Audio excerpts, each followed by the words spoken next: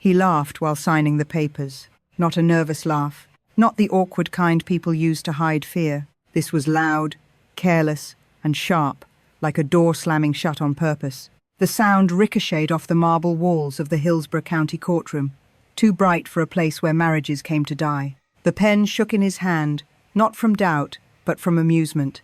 Across the table, my soon-to-be ex-husband leaned back in his chair and flashed a grin at the gallery behind us, like he'd just nailed the final line of a stand-up routine. Someone coughed. Someone else shifted in their seat. The bailiff stared straight ahead, trained not to react. The clerk kept typing, keys tapping softly, pretending this was just another file, another ending. Finally, he muttered, as he dragged his signature across the page. Long, confident, proud, freedom. The paper made a faint scratching sound as he lifted the pen. That sound cut deeper than his laughter ever had. I kept my hands folded in my lap, my spine straight, my face still. I didn't give him what he wanted. Judge Raymond Cole adjusted his glasses, silver frames catching the overhead light. He was calm in the way men get after decades of watching people promise forever and then tear it apart with lawyers present. He flipped through the documents once more, slow and deliberate. Before we finalize the dissolution, he said evenly, the court must enter the updated financial disclosures into the record. The room quieted. Even the old ceiling fan above us seemed to slow, its dull hum stretching thin like it knew something was coming. The clerk cleared her throat. Judge Cole read on. Mrs. He paused, corrected himself smoothly. Ms. Karina's accounts include one checking account, one savings account, and a trust. I felt my attorney, Marlene Brooks, shift beside me. Not surprise. Readiness. The judge's eyes moved across the page. Then he stopped. He looked up at me, then back down, then up again, slower this time, like he wanted to make sure the words hadn't rearranged themselves. Counsel, he said, addressing both attorneys, do you see this figure? Mess. Brooks stood. Yes, Your Honor. My ex's lawyer leaned in, squinting hard, his mouth tightening. My ex, still smiling, swung his foot under the table, bored, impatient, already imagining the bar he'd hit after this. Judge Cole took a breath. The trust listed under Miss Brooke. Karina's name shows a current available balance of $150 million. The courtroom didn't explode. It inhaled. The smile slid off his face so fast it didn't even have time to break. His foot stopped mid-swing. His mouth opened, then closed, like his brain forgot to send instructions to breathe. Somewhere behind us, someone gasped. A phone vibrated and was hastily silenced. The clerk's pen clicked once, too loud. I stared straight ahead. I didn't turn toward him. Because if I did, I might have seen panic bloom where laughter used to live, and I wasn't ready to carry that, too. Judge Cole looked at me again. Ms. Karina, he said calmly, can you confirm that the North Shore Mercy Trust belongs to you? My throat tightened. Images flashed warm kitchens, fogged windows, hands that shook not from weakness but from age, and a folded letter with a small blue key drawn in the corner. Before I could speak, my ex leaned toward me, his voice suddenly soft, suddenly careful. Karina, he whispered. What is he talking about? The judge raised his gavel. We'll take 5 minutes to verify the attached letter of intent and the sealed instruction, he said. No one leaves this courtroom. The gavel came down once. And that was the moment everything I thought was small about my life cracked wide open. Because the money wasn't the truth. The letter was. Oh, before I go on, I should tell you something. My name is Karina. Just Karina. And this story didn't begin in a courtroom. People think money stories start at banks or boardrooms. Mine started in a church kitchen that never quite cooled down. Long before a judge said my name out loud. Before anyone whispered numbers that made grown men forget how to breathe. I spent my Saturdays in the basement of St. Luke's Community Church on the south side of Clearwater. The windows were always fogged from boiling pots. The air smelled like onions, garlic, and cheap coffee that had been reheated too many times. It was loud in a soft way, metal ladles clanking, plastic chairs scraping, voices overlapping without urgency. That's where I learned how to stand for hours without complaining. That's where I learned that hunger makes people quiet, not dramatic. And that's where my husband first said he loved my heart. Back then, we were new in the way that feels like magic. The kind of new where every shared look feels like a promise, and every plan sounds possible just because you're saying it together. He used to carry boxes from the delivery truck, sleeves rolled up, Acting like muscle was currency. I chopped vegetables, careful to make the pieces even, like order itself was a form of respect. We smiled at each other over paper plates. We laughed easily. He said I made people feel seen. I thought that meant something. I like that you care, he told me once, leaning against the counter, watching me hand a bowl of soup to an older man who wouldn't quite meet my eyes. Someone has to, I said. At the time, I thought we were building the same future. I worked days at an after-school program, nights when I could afford classes at the community college. It wasn't glamorous. It wasn't fast, but it was honest. I believed in small steps. I believed in doing the next right thing and trusting the rest to catch up. He believed in speed. The second year of our marriage, something shifted. It wasn't loud. It didn't announce itself. It crept in through comments and jokes that landed just a little wrong. He started counting. He counted bills. He counted hours. He counted what I brought in versus what he did. "You spend too much time there," he said one night, nodding toward a flyer from the church pantry sitting on our kitchen table. "That stuff doesn't pay rent. It feeds people," I said. "Feeding people isn't a career," he replied, like it was a fact, not an opinion. I laughed it off then. I wish I hadn't, because that laugh planted something. By the third year, his voice had changed when he talked about money. It got sharper, taller. He started using words like return, value, leverage. He opened a separate account for business reasons. He came home later. He bought things he called investments and looked at my worn shoes like they were a personal failure. "Kindness is cute," he told me once, not unkindly, until the lights get shut off. I didn't know how to explain that kindness wasn't a phase for me. It wasn't a hobby. It was a way of standing in the world. So instead, I just kept showing up. To the kids, to the kitchen, to people who needed a chair before they needed a lecture. That's when she walked in. It was a Wednesday, slow and grey, the kind of day where the weather forgets to decide. She stood near the door, like she didn't want to be noticed. Not old in years old in stories, a faded scarf wrapped around her neck, folded and refolded so many times it looked like a river that had learned patience. "I'm just looking," she said when I smiled at her. "So is everyone," I answered without thinking. She laughed at that. A small sound. A careful one. I made her a bowl of stew. Soft carrots, rice that didn't clump, bread with real butter. She ate slowly, like her body had to remember it was allowed to accept something warm. When she stood to leave, her hand shook. Her glass tipped. Water spilled across the table and started running toward the floor. "Don't worry," I said, already reaching for a towel. "My hands are used to catching things." She paused, watching me, studying me like I was a sentence she might need later. "What are you practicing for?" she asked. "For when something important falls," I said, half joking. She didn't smile that time. She introduced herself simply. A single initial, nothing else. We talked while the pot simmered. She told me about a daughter who didn't call, a kitchen she used to sing in, a garden she missed. I told her about the kids who loved glue sticks more than rules, and how my mother used to say, "If you have enough for 2 spoons of sugar, you have enough to share one." When she left, she pressed a folded paper into my hand. "If you ever need anything," she said. There was a phone number, and a small drawing of a key in blue ink. "I won't ask," I told her quickly. "But thank you." She looked at me for a long moment. "Sometimes," she said softly, "the door knocks on you." Then she was gone. I tucked the paper away and went back to stirring soup. I didn't know it yet, but that was the first time my life quietly changed direction. After that Wednesday, she started coming every week, always at the slow hour, that quiet stretch between the after-school rush and dinner when the room felt like it was holding its breath. I kept a stool for her by the window without thinking about it. She never asked for it. She just smiled when she saw it, like we were keeping a secret together. She asked questions that didn't sound like questions at first. What would you do if you had more time? What would you build if no one laughed at you? What would you keep if everything else fell away? I answered honestly. I always did. I told her I wanted to build something small but steady, a place where kindness wasn't an afterthought, a place where people didn't have to explain their pain before being offered help. "You already are," she said once. "You just don't see it because you're standing inside it." At home, my marriage was shrinking. Not collapsing. Shrinking. That's worse. Collapse is loud. Shrinking happens quietly, while you're still pretending you're fine. My husband stopped asking about my day. He stopped pretending to listen. He started laughing at the wrong moments when I suggested budgeting, when I mentioned counseling, when I said we should talk like we were on the same side.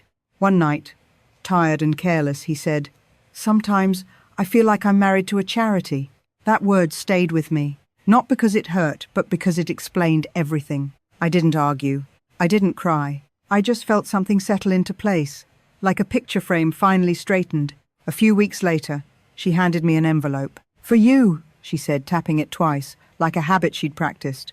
Inside was a handwritten note and a card from a private bank I'd never heard of. The note said, "Mercy is not a favor. It is a map. Use it well." Her initial at the bottom. I tried to give it back. "I can't," I said. "We're fine." She looked at me the way people do when they know you're lying to yourself, not them. "What is fine?" she asked gently, a word people use when they're drowning quietly. She closed my fingers around the card.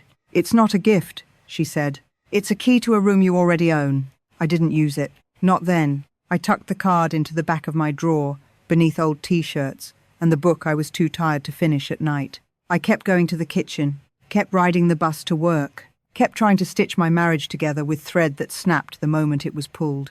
Then the laughter got louder. When I finally walked into the bank, it wasn't dramatic. No music, no thunder. Just a lobby that echoed your footsteps back at you and made you decide whether you liked the sound of yourself. "My name is Karina," I said at the desk.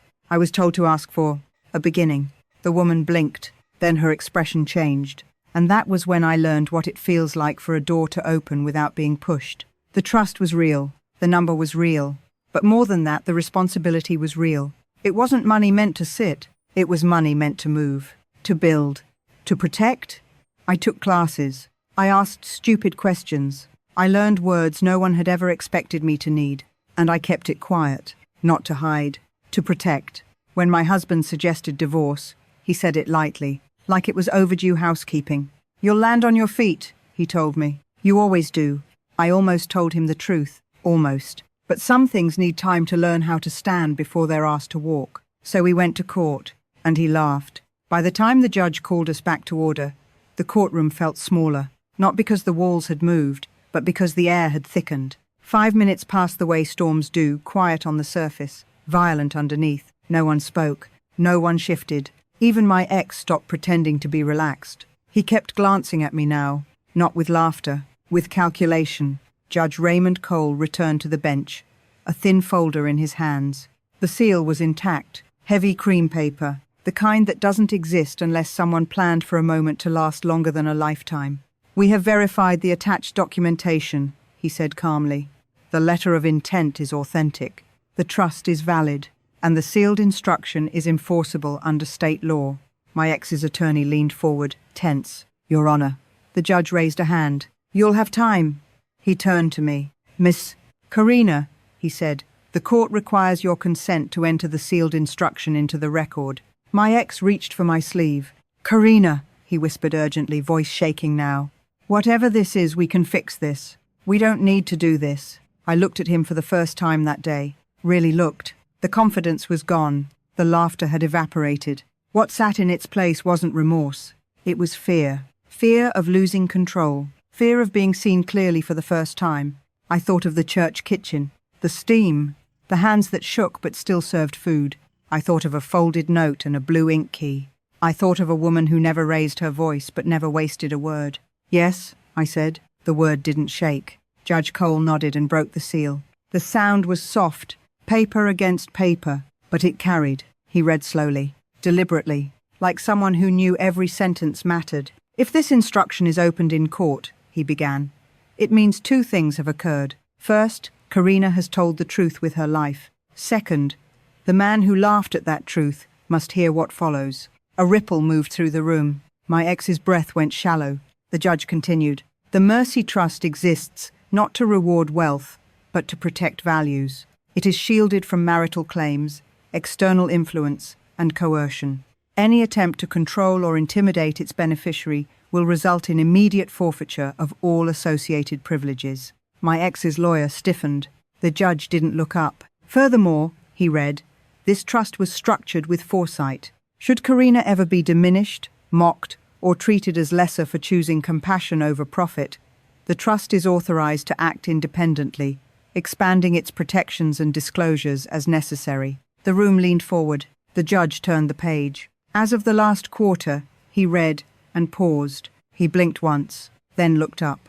"The court notes," he said carefully, "that the Mercy Trust is not static." My ex gripped the edge of the table. "It is," the judge continued, "actively invested in long-term philanthropic and community development initiatives. As of the most recent valuation, total controlled assets exceed—" My ex collapsed. Not dramatically, not with a shout. His knees buckled.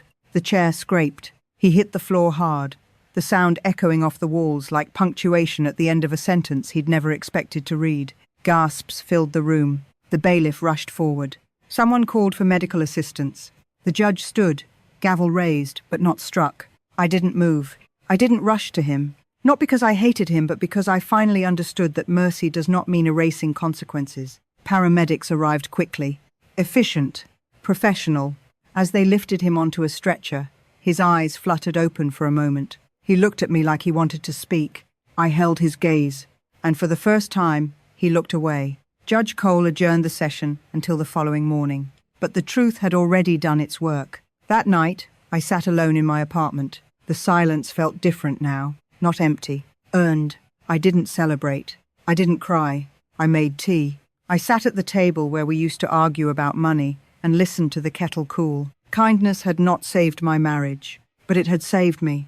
The next morning, the courtroom was packed. My ex returned, pale and quiet. He didn't look at me. Judge Cole finished reading the valuation into the record. The number landed like a door closing behind me. When it was over, my ex stood. "I don't want anything," he said hoarsely. I waved my claim. No laughter followed, just silence. The judge finalized the divorce. When the gavel came down, it didn't sound like an ending. It sounded like space. Later, as I stepped outside into the sun, reporters shouted questions I didn't answer. I walked past them, past the courthouse steps, past the life I'd been shrinking myself to fit inside. I thought of the note again. Mercy is not a favor. It is a map. I finally understood where it was leading. People expect fireworks at the end of stories like this. A villain dragged away. A crowd cheering. Someone finally shouting the truth loud enough to shake the walls. That's not how it ended.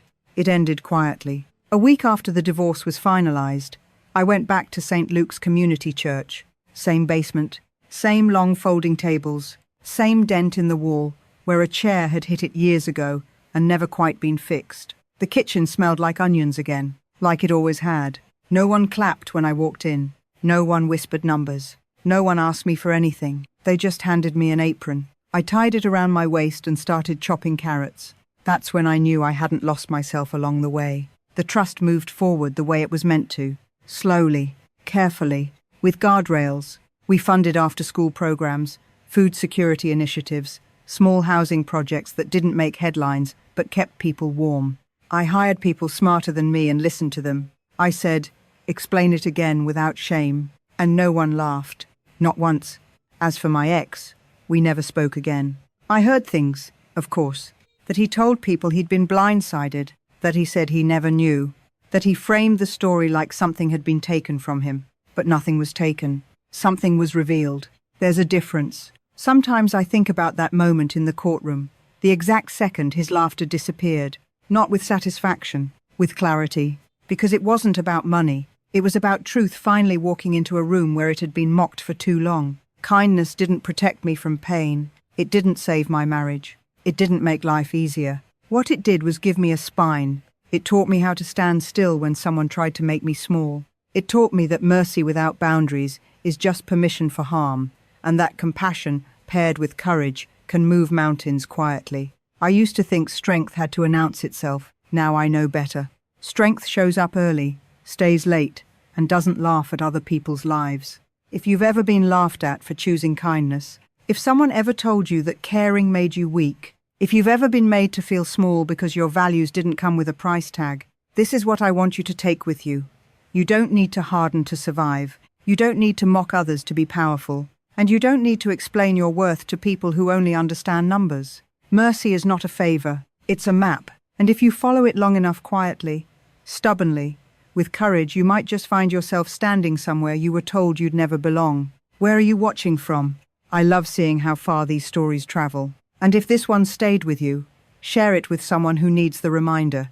Kindness isn't weakness. It's delayed power.